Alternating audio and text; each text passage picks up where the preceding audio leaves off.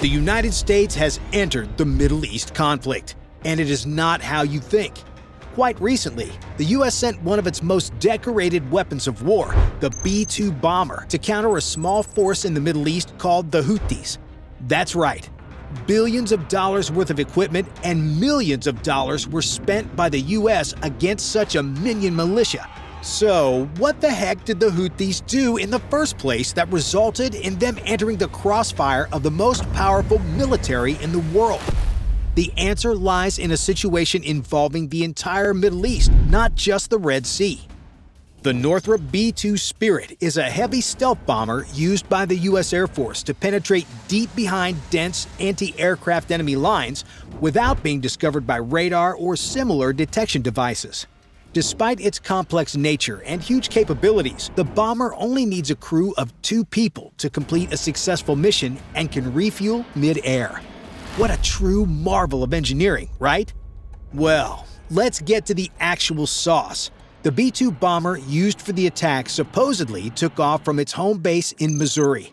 It flew over 12,000 miles over to the Suez Canal, refueling mid-air just over the Atlantic Ocean, employing the help of the U.S. Air Force's KC-135 Stratotanker, using a calculated route over friendly airspaces in Spain, Italy, Israel, and Saudi Arabia. The B-2 bomber successfully destroyed 5 underground bunkers owned and operated by the Houthis as warehouses deep in mountain terrain.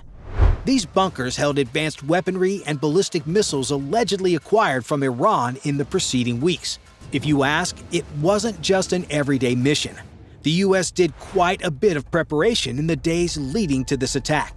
Both aerial surveillance using drones and up-to-date intelligence from Airborne Early Warning and Control Systems, or AWACS, which are kind of like flying radars, were made available to the B-2 bomber so that it could hit its target successfully. But the United States Secretary of Defense, Lloyd Austin, said that this was just a retaliation to Houthis' attack on British and American oil tankers on Thursday, October 3rd, and it is just a show of how capable the United States Army really is, and its determination to safeguard the interests of the nation and its allies. To fully understand the context of this statement, you should know the extent of damages that can be inflicted by a B-2 bomber, including but not limited to ground-penetrating bombs. Most of the sites that were attacked during the B-2 bombing run were underground installations that were otherwise untouchable by conventional missiles. The main bomb used in this attack was the GBU-57 Massive Ordnance Penetrator, otherwise known as the Bunker Buster. This bomb weighs anywhere between 4,000 and 30,000 pounds alone and can penetrate up to 200 feet into the ground. Thanks to its ultra-strong build, it's able to penetrate deep into the ground before exploding and using a delayed fuse to further ensure the timing of the explosion, rendering any underground structures completely annihilated. So good luck digging in deep. Imagine you're a rebel fighter, stationed safely in a fortified bunker deep within a mountain, surrounded by advanced radar tech just delivered from overseas. An air raid is raging above ground, but your screens show nothing unusual. Suddenly, a rumble shakes the ground, followed by a bright flash, and in that instant, it's clear. A B-2 bomber has struck, undetected until it was already too late. This is the deadly precision and stealth that makes the B-2 bomber nearly invisible to radar and devastatingly effective. When you compare this experience with the fact that the B-2 stealth bomber can carry up to 40,000 pounds of ordnance, which can be nuclear or non-nuclear, fly undetected up to 50,000 feet above ground level, has an extremely complex engine design to reduce heat signatures, and super reflective airframe make the B-2 virtually undetectable by any radar. You can feel why the U.S. chose to use this aircraft just to make a point to everyone in the Middle East. Here's another fact. There are no official reports about a missile being launched at the B-2 bomber. Cool, right? Well, ask that to the Houthi rebels, who have lost the complete operational capability of their major arsenals lent to them by Iran. Strategically, the U.S. mission was a success in demonstrating its capabilities to destroy even the most remote, fortified structures anywhere in the world. Even Iran would know that its proxies are no longer safe. The US now has solid grounds in the Red Sea. But what are the implications for Iran or the rest of the region after Big Daddy's involvement? Iran has long been a background participant in nearly all wars in the Middle East. Why?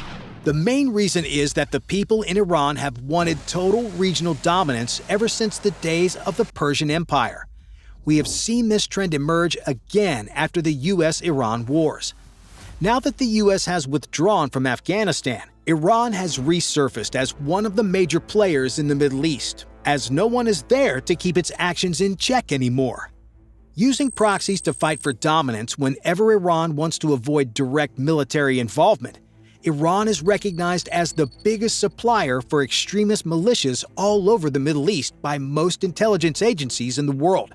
Pakistan's ISI, India's RAW, the US's CIA, Israel's Mossad, and Saudi Arabia's intelligence networks are the key names in sharing multiple supply routes used by Iran to supply their proxies. Physically, the Houthis do not control the Suez Canal, nor do they have territorial limits to that region. Instead, they rely on short, medium-range missiles from Iran to launch attacks and influence the Bab el-Mandab Strait, a vital choke point in the Red Sea, to disrupt the global supply chain.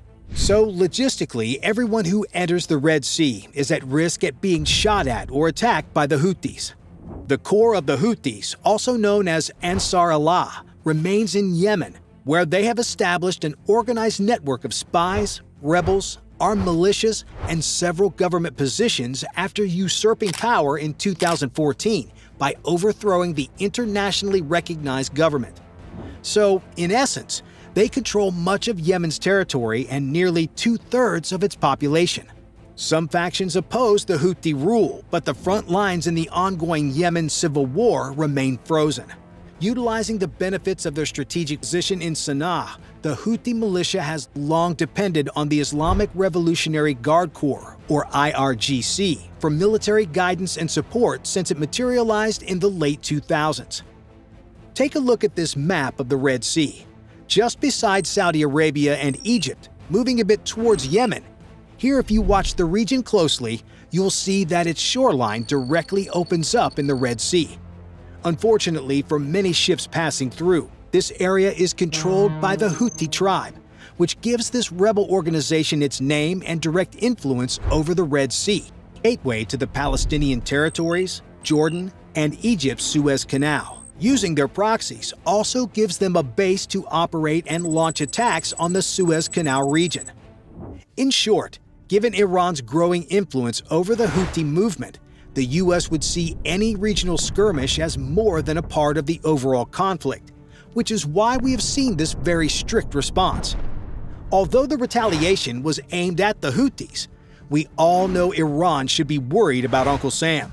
But how does this conflict tie into Iran's broader ambitions? And what's next for the US involvement? The conflict is yet to play out in anybody's favor, and this is likely to drag further into the future with no visible end, at least for now. We've seen Hezbollah launch constant attacks on Israel. We've seen Hamas and the IDF in an all-out war for the past year. And now this conflict is spreading to the east, with parties getting involved from the west as well. The most likely scenario for what's next is Iran continuing to try and gather as many proxies as possible to challenge the United States and its allies in the Middle East indirectly. With a constant supply of weapons and missiles from Iran, these groups can put forward a significant challenge for the US and its allies. Luckily, for the most part, Israel seems to be the main focus of these groups due to the ongoing Gaza-Israel war. But the recent events tell us that these Iran-backed groups are also venturing to expand their horizons. The US oil tanker incident in the Red Sea is solid proof of this. If this conflict were to expand and more parties were to enter the war, there's a high chance that Iran would step in as a direct participant, triggering out-of-region military involvements likely from Europe, Asia, and the Americas, turning this into a global conflict. That is, of course, if Iran and its proxies are left unchecked. So, what's Uncle Sam's take on this? For the time being, we've seen that the US is serious when it comes to control over the major trade routes for the world, and there's not much Iran can do to get involved directly. Therefore, we may see the US directly targeting the militant groups and mediating the tensions between conflict-torn regions which these militias are taking advantage of. The recent deployment of the B-2 bomber, the constant presence of the US Navy, and the strong messages in the US press conferences over the past month further emphasize the ultimate goal of world dominance and stability as Uncle Sam's ultimate goal. While the US is warned of critical consequences to Iran and its proxies, we are yet to hear clear remarks of actual and direct US Army involvement. Speaking of US policy, essentially it remains the same. That is to ensure safety for its allies and global stability. As long as Iran's growing influence is kept in check, security of the trade routes such as the Suez Canal and that of the Red Sea is guaranteed, we might actually hope to see a good and peaceful end to this conflict. Bye for now.